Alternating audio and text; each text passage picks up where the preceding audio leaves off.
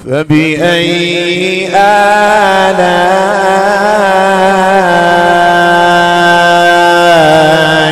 ربكما تكذبان.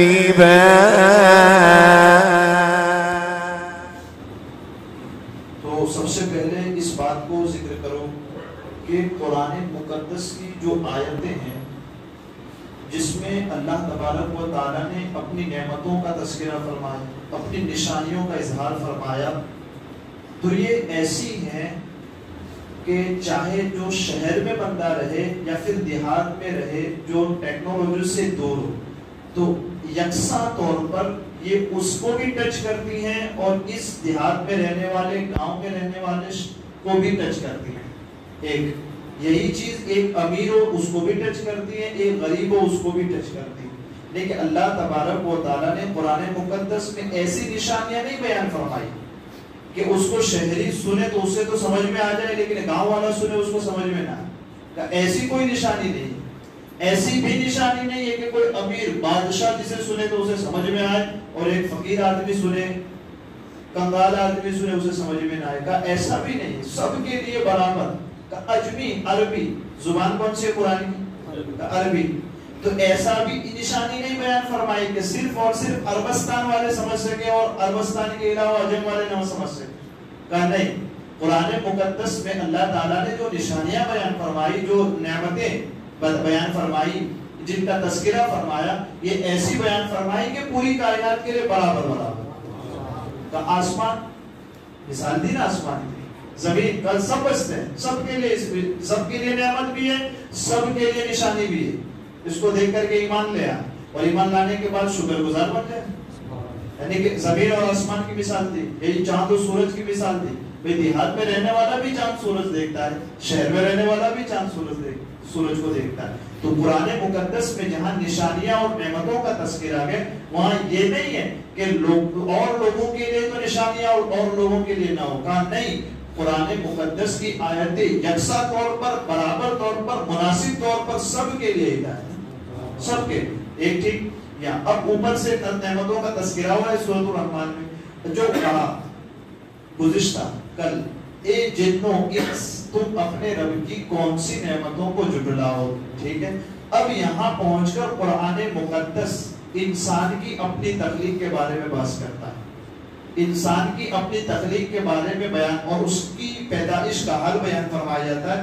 خلق الانسان من صلصال کالفخار وخلق الجان من مارج من نار فبأي آلاء ربكما تكذبان. سینکڑوں مرتبہ ہم نے قرات میں امام صاحب کے پیچھے اس آیت کو سنا. اب تھوڑا اس کو سمجھنے کی کوشش کرتے ہیں. خلق الانسان من صلصال کالفخار، اس نے انسان کو ٹھیکری جیسی بجنے والی سوکھی مٹی سے پیدا کیا. سمجھتے ہیں؟ ٹھیکری ہو جاتی، ٹھیکرو جس کو کہتے ہیں. کبھی کبھی ہم میل کو نکالنے کے لیے بھی اس کا استعمال کرتے تھے، اب ختم ہو گیا وہ مسئلہ کوچا آنے کے بعد. تو وہ جو ٹھیکری یہ سوکھی ہوتی ہے تو بچتی ہے، جب اس کو ڈالتے ہیں نا زمین پہ تو بچتی ہے، ملاتے ہیں تو بچتی ہے. کہ انسان کی پیدائش میں غور کریں کہ کس سے بنی؟ بچنے والی ٹھیکری جو سوکھی ہو جاتی ہے وہ بچتی ہے، اس سے انسان کو پیدا کیا. ٹھیک ہے، یہ ہے اصل. اس کو اب ہم اور آپ کیا سمجھے؟ انسان کی پیدائش، انسان کا مادہ تخلیق جس کے ذریعے انسان کو پیدا کیا گیا وہ کیا ہے؟ کہ وہ مٹی. اسی کو قرآن مقدس نے دوسری جگہ پر اس طرح سے بھی ارشاد فرمایا، هو الذی خلقکم من تراب. اللہ تعالیٰ نے تمہیں مٹی سے پیدا کیا، تمہاری تخلیق مٹی سے ہوئی. اسی کو دوسری جگہ پر اللہ فرماتا ہے وَلَقَدْ خَلَقْنَا الْإِنسَانَ مِنْ سُلَالَةٍ مِنْ طِينٍ. اور بے شک ہم نے انسان کو چنی ہوئی مٹی سے، چنی ہوئی گارا بناتے ہیں. گارا بنانے کے بعد جو لیپا جاتا ہے نا گھر جس کو کہتے ہیں، تو پھر جو چنا جاتا ہے مٹی لگا کر کے، اس جب وہ والی مٹی کون سی؟ ایک تو پہلے لاتے ہیں، پھر اس کے اندر سے کنکر پتھر ہٹاتے ہیں، پھر اس کو صاف کرتے ہیں، اس کے بعد جب چکنی ہو جاتی ہے نا، پھر اس کے بعد جس کے ذریعے لیپا ہوتے تھے کہ اس والی مٹی سے پیدا. پھر ایک جگہ پر قرآن فرماتا ہے اِنَّا خَلَقْنَاهُ مِنْ طِينٍ لَازِب. بے شک ہم نے انسان کو چپکنے والے مٹی سے بنایا. تو اب اسے غور کریں کہ انسان کی تخلیق کے جتنے مراحل ہیں قرآن مقدس نے ہر ایک مرحلے کو کھلا لوگوں کے سامنے بیان فرمایا کہ لوگوں تم اپنی تخلیق کے بارے میں یوں مت سوچنا کہ کیسے پیدا کر دیے گئے. جو سائنس کہتا ہے اچانک دھڑاکا ہوا، اچانک بم پھٹا اور پھر انسان دنیا غائب ہو گئی، پھر بندر بنے، پھر بندر سے ترقی کرتا کرتا کرتا کرتا وہ انسان بن گیا. قرآن مقدس جس کو انسان کہتے ہیں اس کی تخلیق مٹی سے ہوئی. اب کیسے بنا دیا؟ وہ اللہ تبارک و تعالیٰ کی قدرت کاملہ. اس میں غور و فکر کریں. قدرت کاملہ کیسی قدرت کاملہ؟ کہ ایک پانی کا قطرہ ہے بس، اور شکل کیسی کہ اسی پانی کے قطرے سے انسان کی آنکھ بھی بنی، کروڑوں میں بھی نہ ملے، اسی ایک پانی کے قطرے سے بنی. اسی ایک پانی کے قطرے سے ہاتھ بھی بن گیا، اسی ایک پانی کے قطرے سے زبان بھی بن گئی، اسی ایک پانی کے قطرے سے کان ناک سب کچھ بنے. سمجھ رہے؟ تو اس میں غور و فکر کریں، ہم غور و فکر کریں کہ جہاں ہم اپنا موبائل استعمال کرتے ہیں تو فون لگانے کے وقت کبھی کبھی ہمارے دل میں خیال آتا ہے ارے یار یہ موبائل بنانے والے نے کیسا موبائل بنا دیا کہ وہ ہم سے کروڑوں کلومیٹر دور ہے، آسانی سے اس کا چہرہ دیکھ کر بات کر لیتے ہیں.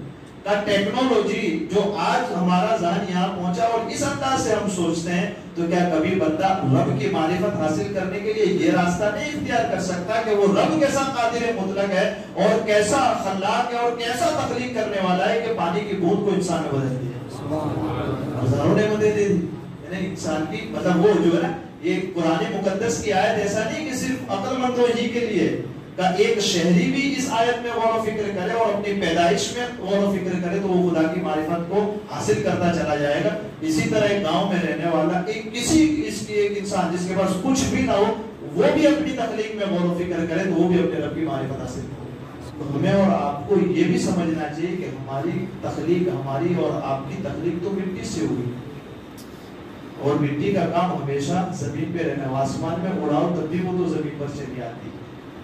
تو پھر ہمیں اور آپ کو اس آیت سے بھی اس بات کا بھی سبق ملتا ہے کہ ہمیشہ عاجزی اختیار کرنا چاہیے، ہمیشہ زمین پر رہنے کی کوشش کرنی چاہیے، چاہے کتنا جاہ و جلال یا مال و ملال ہمارے پاس آئے، لیکن ہر وقت ہمیں اپنی اصل کا مٹی سے بنائے اس کو یاد رکھتے ہوئے ہمیشہ ہمارے قدموں کو ہمیں زمین پر رکھنا چاہیے. یہ قرآن مقدس کی ایک آیت سے ہمیں اور آپ کو کھلا ہوا درس ملتا. آگے انسان کے بارے میں ذکر ہوا، اب آگے اللہ فرماتا ہے وَخَلَقَ الْجَانَّ مِن مَارِجٍ مِّن نَارٍ، اور اس نے جن کو، جناتوں کو بغیر دھوئیں والی آگ سے، بغیر دھوئیں والی آگ کے شعلے سے بنایا. انسانوں کو مٹی سے، جناتوں کو بغیر دھوئیں والی آگ کے خالص شعلے سے پیدا کیا. تو ان جن و انسان تم دونوں اپنے رب کی کون سی نعمتوں کو جھٹلاؤ گے؟ بھائی بغیر دھوئیں والی کیسی ہوتی؟ ہم نے تو کہا آگ جلتی ہے تو وہ دھوئیں والی دیکھی، بغیر دھوئیں والی تو آگ دیکھی نہیں. کہا وہ جو شعلہ جو آخر کا، بالکل جب آگ بھڑک جائے نا تو آخر کا جو سب سے اوپر ہوتا ہے نا، جو ختم ہوتا ہے جہاں، یہ والا شعلہ جو ہوتا ہے اس کے اندر تو اس میں دھواں نہیں ہوتا. جو سب سے اوپر اٹھنے کے بعد جب ختم ہوتا ہے نا، جب وہ آگ کی لہر اوپر کو آتی ہے پھر ختم ہوتی ہے، اوپر کو آتی ہے پھر ختم ہوتی ہے، یہ والی آگ جو ہے نا ختم ہونے والی، اس آگ سے ہم نے بنا. یہ بغیر دھوئیں والی آگ سے جناتوں کو پیدا کیا گیا. انسان کی تخلیق مٹی سے ہوئی، جناتوں کی تخلیق اس سے ہوئی، کا آگ سے ہوئی. اور اس نے جن کو بغیر دھوئیں والی آگ کے خالص شعلے سے پیدا کیا. یہاں جن سے مراد ابلیس بھی. ابلیس کو اللہ تعالیٰ نے حضرت آدم علیہ السلام سے پہلے آگ سے پیدا فرمایا، جیسا کہ ایک اور مقام پر قرآن مقدس کو ارشاد فرماتا ہے وَالْجَانَّ خَلَقْنَاهُ مِن قَبْلُ مِن نَارِ السَّمُومِ، ہم نے اس سے پہلے جن کو، جناتوں کو بغیر دھوئیں والی آگ سے پیدا فرمایا.